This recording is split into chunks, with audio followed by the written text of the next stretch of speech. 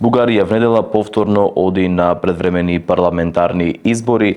Во продолжение интервју со колегата новинар од Бугарија Софија Румен Скрински од Актуално.ком.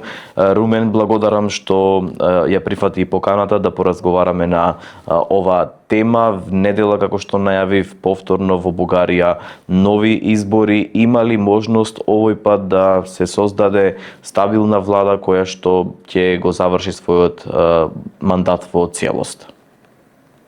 Здравейте, благодаря за поканата на вас и на вашето предаване. Обстановката в България в момента е наистина много предизвикателна, тъй като аз си направих справка специално за вас, пък и с колегите непрекъснато отразяваме този въпрос. Това са 8-те поред парламентарни избори от 2021 година насам. Само на тези избори България ще похарчи между 65 и 80 милиона евро.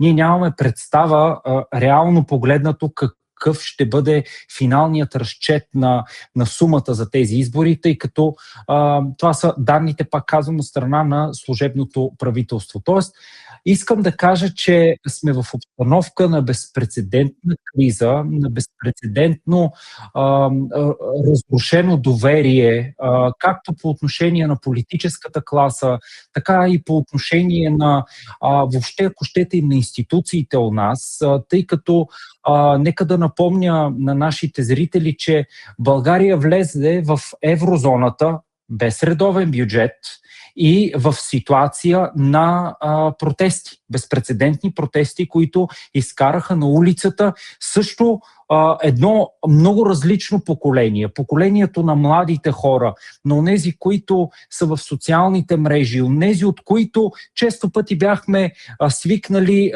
да мислим, че те няма да протестират, няма да излязат на улицата, няма да недоволстват, но напротив, случи се нещо абсолютно различно, което показа на партиите, предполагам, това е моето лично усещане и лично мнение, че не може повече така. Политическите партии в страната от тук насетне трябва да си дадат ясна сметка, и това не го казвам само аз, казват го много хора и през социологическите агенции, и през проучванията, които се правят. Политическите партии трябва да си дадат ясна сметка, че хората и онова, което те искат, и техният глас трябва от тук насетне да не бъде подминаван с лека ръка. Що се касае до отговор на въпроса ти, дали би могло да се формира редовно правителство, много е сложен. Това е въпрос за $1 милион, според мен. Защото да, в момента наблюдаваме една много спокойна кампания. На моменти дори анализаторите я определят като вяла, като безинтересна в сравнение с други кампании, които сме наблюдавали. Но след 19 април наистина ще бъде ключово как тези политически партии ще седнат отново да си говорят. Защото българският народ не дава пълен мандат на никого. И това е видимо и през социологията, която до момента излиза и която ние с моите колеги от Актуално.ком отразяваме постоянно. Предходната недела се одржа изборите во Унгарија, може би беа лекција за целиот континент, но какви се реакциите во Бугарија по изборите во Унгарија и како тоа може да се одрази врз политичката состојба кај вас, но и конкретно врз политичарите кои се борат за власт? Знаете ли, в изборите в Унгария наистина бяха урок, може би за целия континент, за целия европейски континент, как демокрацията работи, когато хората излязат масово да гласуват. Виждаме, унгарците показаха, че когато имат воля, когато имат желание, това не са празни клишета, това е наистина така.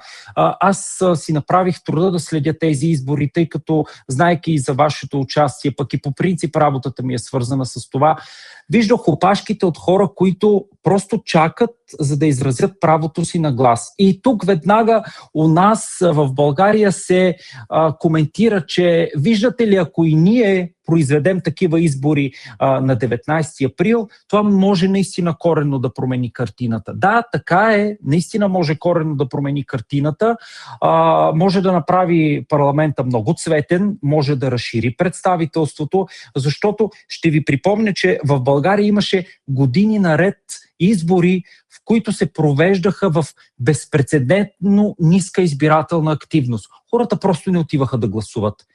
Имахме избори с 20% избирателна активност. Това означава, че абсолютно никой не се беше, така да се каже, развълнувал от това, че в страната се произвеждат избори. Надеждите са, че на 19 април, или поне това коментират анализаторите тук, че ще има една по-сериозна вълна, повече хора ще излязат да гласуват. Това е обусловено от факта, че има нов политически играч на терена. Отново безпрецедентна беше ситуацията, в която държавният глава напусна президентската институция, оглави политическа коалиция от партии и в момента той се бори за доверието на гражданите. Но пак казвам, трябва да разглеждаме изборите в България в една ситуация на много силна инфлация, която хората усещат в магазините, усещат по джоба си, усещат по заплатите си. Ситуация, в която ние вече влизаме в четвъртия месец на тази година, в която няма редовен бюджет и страната практически кара на парите, които има от предходната година, а не забравяйте, ние сме в еврозоната. Ситуация, в която настоящото служебно правителство, поне по сигналите, които дава, работи сериозно за това да се бори с купения контролиран вод. Знаете, купения контролиран вод е бича на всяка демокрация и на всички избори. Не е само у нас. Дали овој пат темата Македонија беше активна во предизборната кампања во Бугарија и доколку да, кои беа наративите? Докато се подготвях за разговора с вас, наистина си направих труда да погледна политическите програми, да чуя какво говорят политическите фигури. Темата Македония, темата Република Северна Македония, стои много периферно в този разговор. Стои някакси по много различен начин, много страни от всичко това, което вълнува политическия живот тук. И това е разбираемо. Ще ви дам пример. Тук основно темите са свързани с инфлацията, с цените на горивата, с цените на храните и международната обстановка през действията на държавния глава на Съединените американски щати Доналд Тръмп в Близкият изток. Това е като че ли външнополитическата тема, която занимава нашите политици. Темата Македония остава периферна, остава в страни. Почти не съм чул, наистина, политик, вероятно има такъв, но лично аз не съм успял да проследя, който да коментира темата и да постави в фокус на своята програма към момента. Сега това може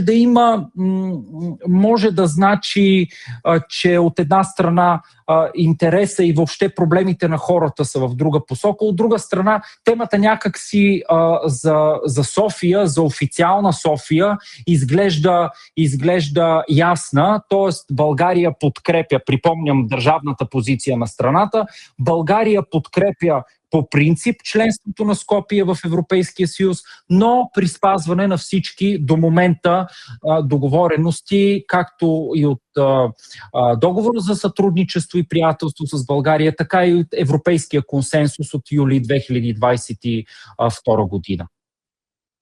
Во Македонија ВМРО ДПМН е на власт, партија која што има малку потврда позиција кон Бугарија, особено поради евроинтегративниот пат на државата и внесувањето на бугарите во уставот. Како Бугарија гледа кон актуелната влада во Скопје, како партнер за развој и пријателство или пак како пречка?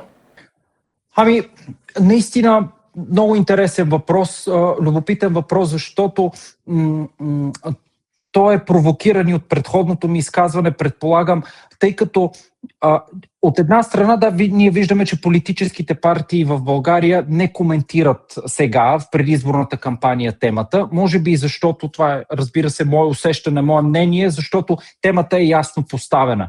Смятам, че каквото и правителство да се формира, дори да не се формира правителство, а остане редовен кабинет, гласове каквито се чуват и в публичното пространство от анализаторите, каквото и правителство да се формира, страната, т.е. официална София, ще държи на тези два основни пункта.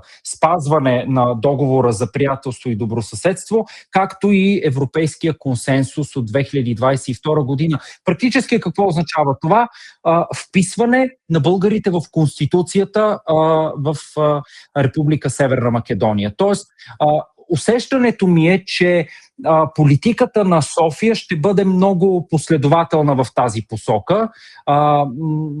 Официална София няма да търси нещо друго, тъй като ние сме част от Европейския съюз, България е част от Европейския съюз и тя, разбира се, подкрепя общата европейската визия за интеграцията на Република Северна Македония. Но, Йовица, ако ми позволиш едно лично мнение, което искам да изразя в твоето предаване. Вчера, докато се готвих за него, искам да кажа нещо, което смятам, че ще бъде оценено и от двете страни на границата.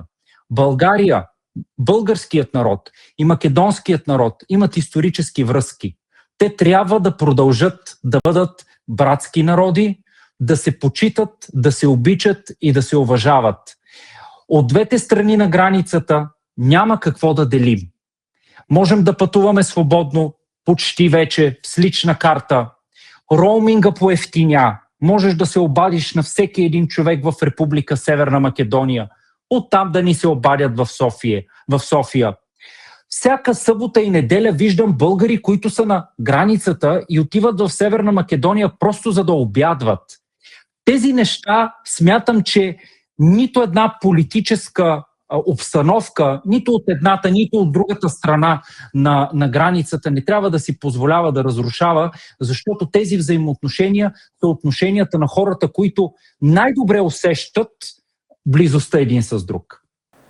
Ги спомена односите помеѓу двете држави, колку медиумите и новинарите имаат клучна улога во тој процес за тие наративи кои што се создаваат од двете страни на границата? Вие знаете, че от край време принципа на разделяй и владей е принцип, който се прилага абсолютно успешно в огромни кавички за нещастие, го казвам и тук на Балканите. Знаете, че Балканите са били винаги част от една голяма интерпретация, ако щете, на представата на великите сили, какво да правят с източната част на Европа. Днес смятам, че именно медиите са тези, които имат най-голяма отговорност всекидневно да работят по сближаването на двата народа. Самите ние даваме пример с това. Нашата медия, актуално.com, прави предаване, което се казва Студио Балкани, в което се опитваме да разказваме добрите примери от двете страни на границата, за да можем да работим точно в тази посока. Ти като журналист, аз те познавам от дълго време и затова си позволявам и на ти да говоря, ти като журналист винаги си работил именно в тази посока и смятам, че това е ценното за всеки един от нас тук и сега. Светът е достатъчно разделен. Достатъчно разломни линии има по всички пунктове. Огледай се, излизайки на улицата, ние можем за всяко нещо да се скараме, за всяко нещо да се противопоставяме. Политиците само това чакат. Да видят едни настървени хора, които незнайно по какви причини се мразят. Не трябва да им го позволяваме. Трябва да работим за това съседа да ни е съсед, приятеля да ни е приятел, врага, ако можем да поговорим с него човешки и да направим от врага също така приятел. Нямаме нужда от другото. Румен Скрински за Ноќно студио. Благодарам многу што одвои време и поразговаравме на една важна тема, избори во Бугарија, која што пак рефлексиите ќе ги почувствуваат и граѓаните во Македонија. Благодаря и аз. Вам почитувани, ви благодарам што и вечерва бевте со Ноќно студио. Повторно ќе се видиме со мене веќе во вторник од 20 часот. Пријатна вечер.